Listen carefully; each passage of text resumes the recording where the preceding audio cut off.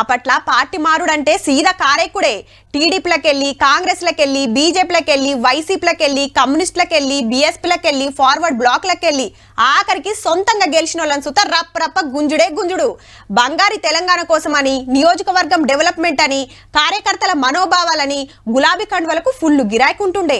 అట్లా అన్ని పార్టీలు ఖాళీ చేసినందుకో ఏమో కారు ఓవర్లోడ్ అయి 2 ఎలక్షన్ల పల్టీ కొట్టింది.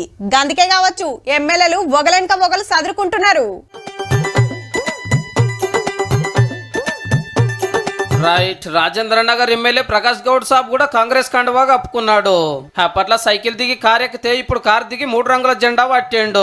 ఇప్పటికే 2 మాటల ముఖ్యమంత్రి సార్ని కలిస్తే ప్రకాష్ సార్ పార్టీ మారుడు పక్క అని ప్రచారం నడిచినట్టే జరిగింది.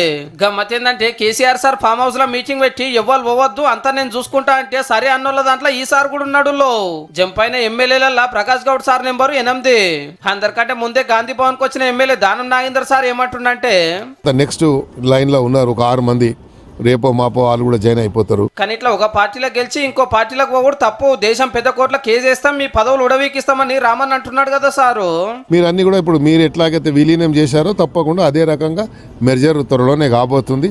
మిగిలేదు ఒక 5-6 మంది మిగులుతారు. అగనట అసెంబ్లీలో కాంగ్రెస్ పార్టీని బీఆర్ఎస్ లో కలిపేసుకున్నట్టే ఇప్పుడు బీఆర్ఎస్ కాంగ్రెస్ లో విలీనం అవుతుందట. అంటే 38 మందిలో 26 మంది కండువాలు మారిస్తే రామన్న కోరుకున్నట్టే అంత రాజ్యాంగబద్ధంగా జరిగినట్టు, ఎవరి పదవులు ఓవన్నట్టు, కారులు స్పీకర్ చుట్టూ కోర్టుల చుట్టూ తిరగాల్సిన అక్కరు ఉండదు అన్నట్టు.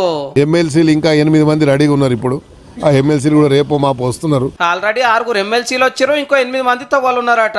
మరి గిట్లెందుకు అవుతుందో కూడా చెప్పిండు.